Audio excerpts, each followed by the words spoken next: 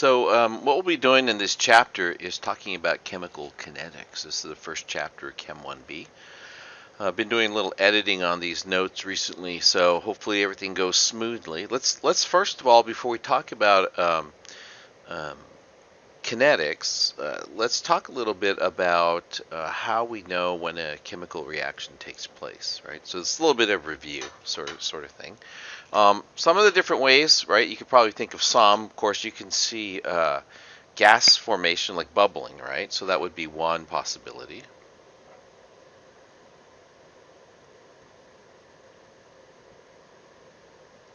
You could have the formation of solid, right? Precipitation reaction.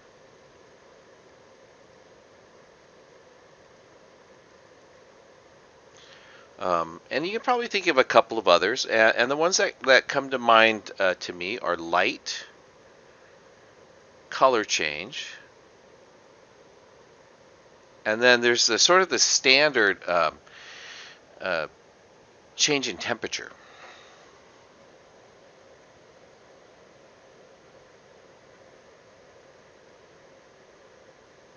Okay, so what do we mean by chemical kinetics, right? So chemical kinetics means how fast a reaction takes place. So if we're thinking about how fast a reaction takes place, what are we actually talking about? Because like when you think about how fast a car goes, like you have a real easy way to measure how fast a car goes, right? It's like its velocity or miles per hour.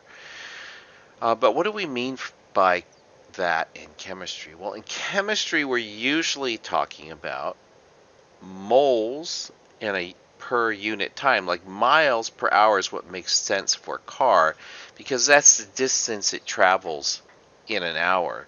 So part of what makes a rate, right, and what we're measuring in kinetics is that we're looking at units that always have a time portion to it. So for example, moles uh, could be the top portion. So rate could be something in moles per hour or moles per second. And the deal is this is a chemical quantity, right?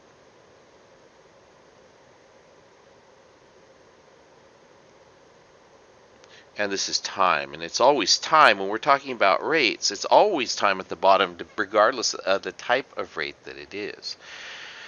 Okay, so we have that idea that we have moles. And I should also point out another real common way to do this, which is probably most common in like textbooks. It's a molarity change. And if you remember, that's the quantity of moles per liter, right? Just a little review. Um, so that's the number of moles in a volume. But in most chemical reactions, we're not talking about volume changing. We're just talking about the moles changing. So really the volume's just there to give it some context, like how much there is per unit volume at the beginning of a reaction, for example. But time is always one of always in the denominator. So how do you measure that, right? Like it's easy to say, well, the moles will change and it'll take a certain amount of time. But how do you know the moles change? I'm like, even when you do titration, you don't know how the moles are changing. You just know when it's done, right? You hit the end point, color's done, you're done. And then you know exactly how much you added, right? But you don't have a real good way of knowing like what was going on that whole time you were titrating. Think how easy titration would have been if the whole time you were titrating you could see it going down, right? Then it wouldn't have been that sweating moment as you get to the end point. So what we do in chemistry is we usually find something that we can use to measure rates with. So like for example, you could measure the velocity of the velocity, we would call that too, of a reaction. In fact, in biology, they'll talk about velocities of reactions a lot in biochemistry. But but we'll talk about things like the rate of gas formation, so how much gas is forming over a unit of time, or precipitation. Sometimes you can measure the amount of precipitate. You can easily measure color changes as something goes from darker to lighter. We'll have some examples of that. And then you can also measure temperature changes over time. So those are all different things that you could do. So there's different kind of, I decided to call it influencers because that's kind of the word everybody kind of knows now. Talk a little bit about influencers of chemical reactions, the things that cause chemical reactions to take place. And hopefully this will work, because I had some serious problems with these videos and had to sort of remake them, reprocess them all to be in different formats. So one influencer of a chemical reaction is surface area. So let's watch this video. On the plate is a pile of lycopodium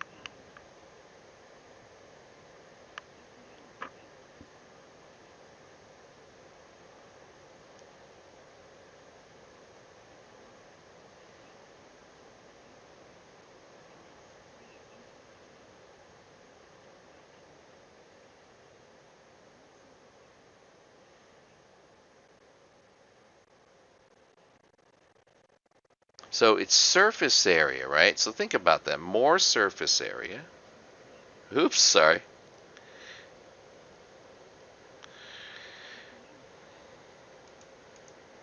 Apparently I can't stop it. Oh, there we go. Good. So let's say more, I don't know if I can write on this slide now. If I touch it, it'll go off. More surface area. Right? Faster reaction. Now that's usually surface area per gram or surface area for some quantity of the material. In other words, really what this is saying when it says more surface area, it's really saying smaller particles.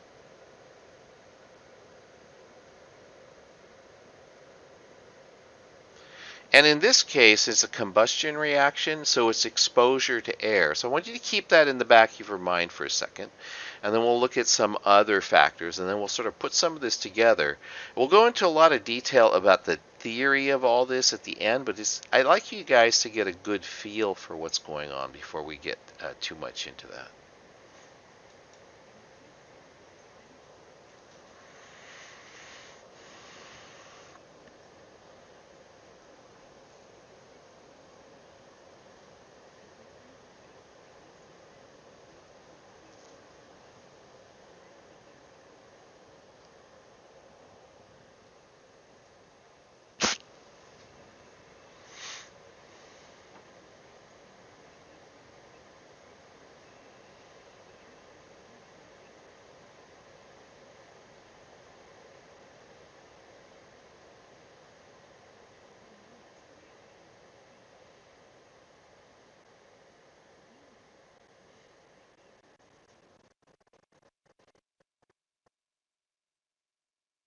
So what does that mean, right? This is, let's see if I can do this without starting the video, 0.3 molar, right?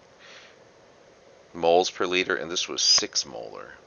Now there's quite a bit of concentration difference there, right? But it turns out higher concentrations, right, cause reactions to happen faster. So high concentration or increasing concentration.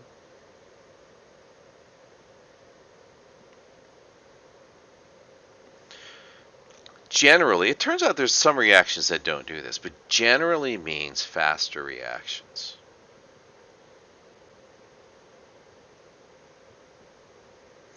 Okay, so let's look at these two things together. I have surface area and concentration. Now, when you think about a chemical reaction, and let's just say it's A plus B goes to C. And I like using simple reactions in this section because it really doesn't help to have anything more complicated to think about it. How is it that A and B have to, what is they have to do in order to react, right? And we don't think about this all the time, especially coming out of 1A where everything was just a bunch of letters, you know, and we didn't really think about what was going on in a very deep way. But if you think about when two things react, they have to come in contact with each other. It's kind of like people, right? People have to have some interaction for reactions to take place. I mean, not to get too weird about this, but I mean, if you didn't have interactions and we didn't have science, you wouldn't have babies, right? So things have to get together on a chemical level in order for new substances to be formed. Okay, so why does the surface area matter, right?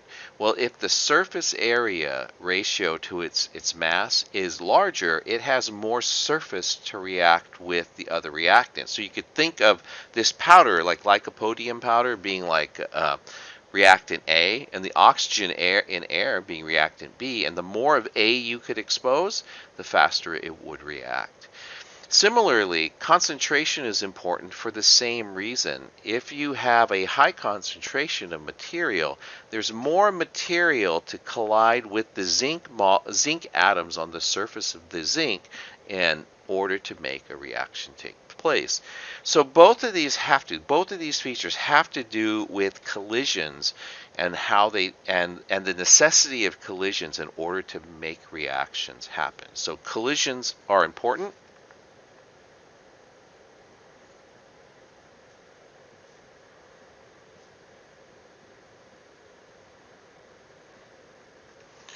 For reactions to take place.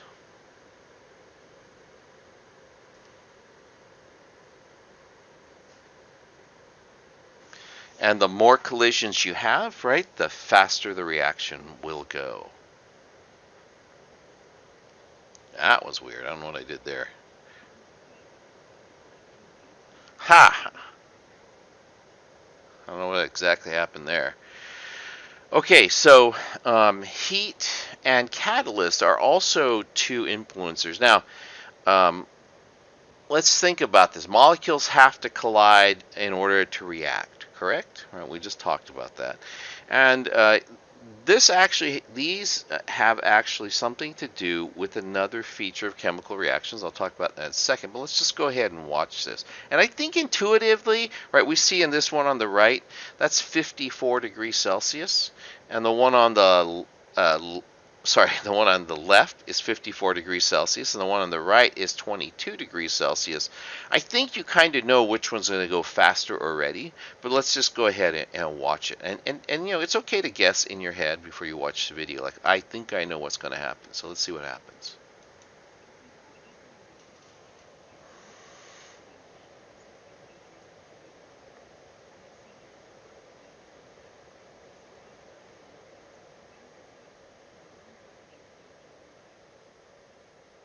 And unfortunately, that was going to be actually part of our first experiments to actually observe that and time it. But you know how things are. We're just not doing it. It's too complicated to do it on a video, so we'll have another video to take its place. So, having said that, right, the one that was hot reacted faster. So there's two things in this that are important to think about. And one is that when molecules are hot, right, what are they doing? And if you can think back to gas laws and kinetic molecular theory and gas laws, what happened when the temperature went up? Well, two things happened. Molecules traveled faster, right?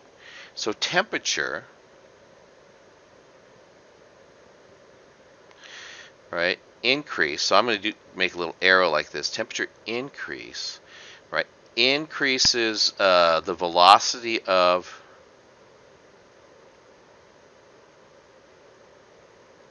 molecules. And what do we know about, like, if you have a container and you have molecules inside of it and you increase the temperature on it, what's that going to do to the frequency in which they collide, right? Well, if they're moving faster, they're just going to run into each other more often. And so increasing the velocity of molecules, one of the important features of it is, although it's not the most important, one of the important features is that it allows for more frequent collisions, or collision frequency is higher, right?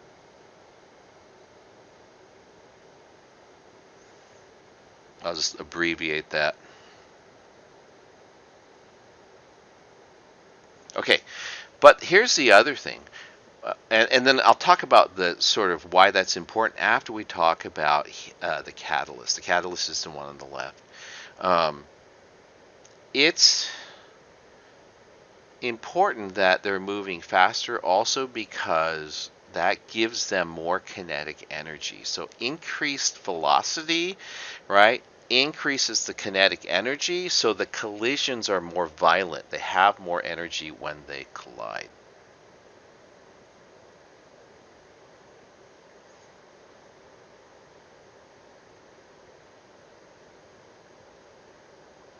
And then what I'm going to do is I'll summarize on another slide here in a second. We can talk about it a little more detailed. But let's go ahead and look and see what happens when we use a catalyst.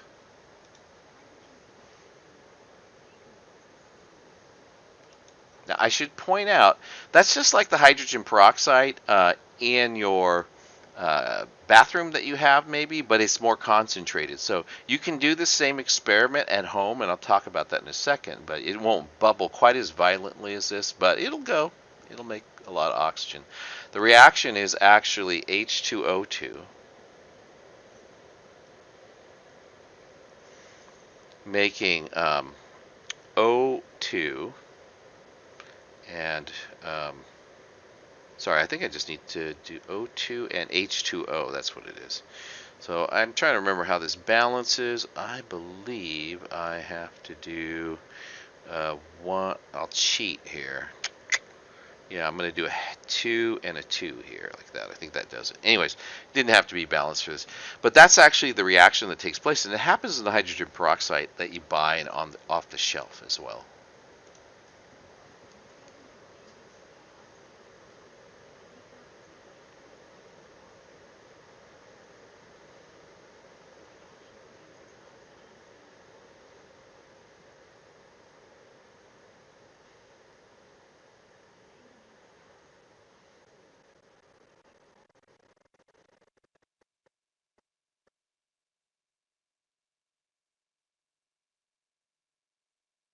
So you saw how that happened, right? Well, there's a couple of reasons for that, but one of them is the concentration of hydrogen peroxide in that hydrogen peroxide is 10 times what you would have at off the counter at home. So increasing the concentration changes the rate too, but you saw how that was fairly stable until the catalyst was added. So the question is, what is that doing, right? Well, it turns out, so hang on. Um, I want to draw here. Let me go ahead and just draw at the top. Well, let me draw. Actually, I'll just draw on the slide, actually. Okay, so let's say you put time down here. Okay. Ooh, that was weird.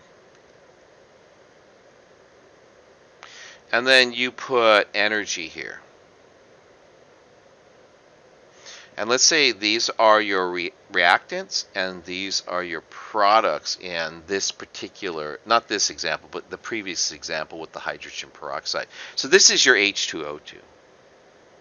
And this is your H2O and oxygen. Did I put hydrogen in that last slide? Hang on.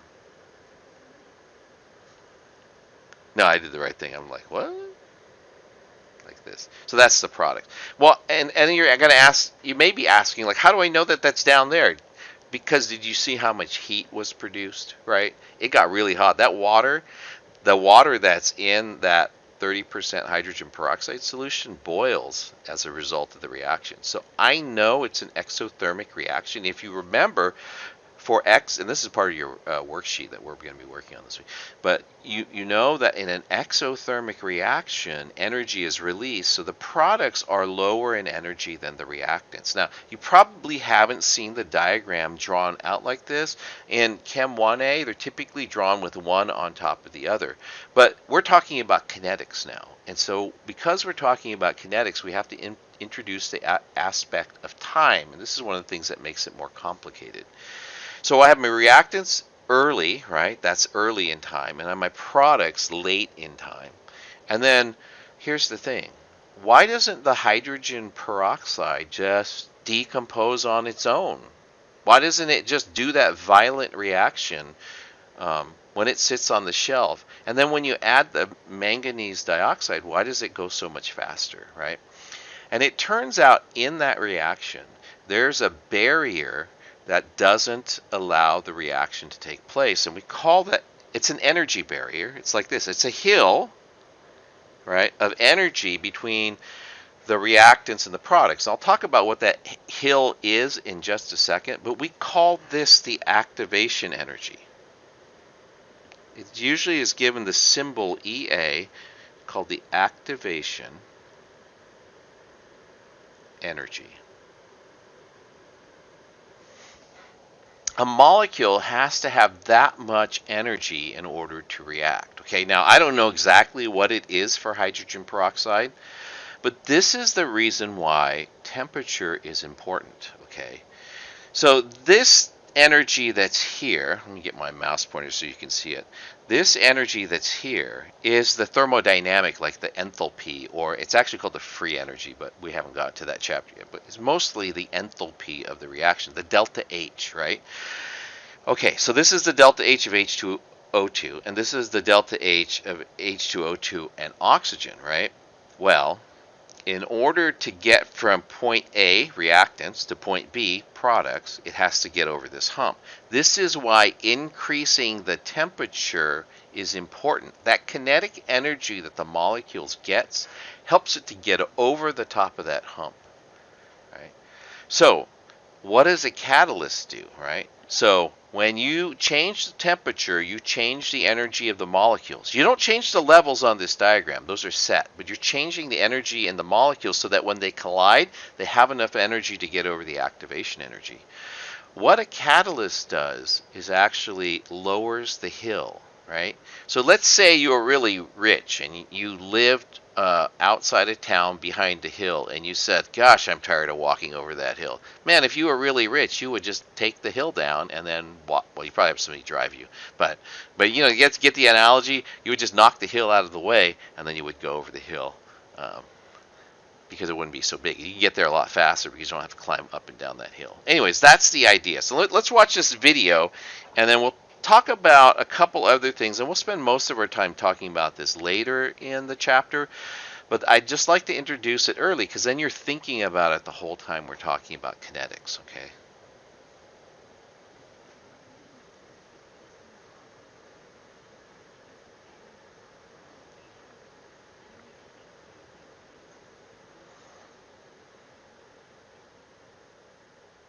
So think about all the things that just happened in there, right?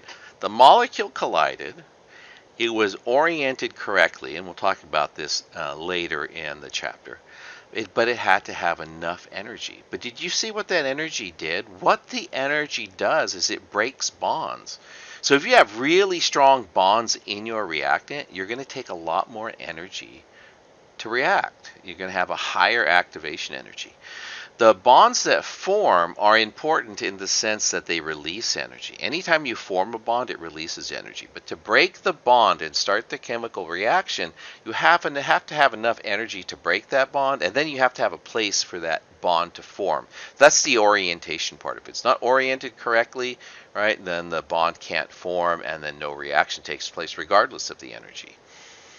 Okay, so that's a little bit about collision theory, and give us some background in reaction rates and what influences reaction rates.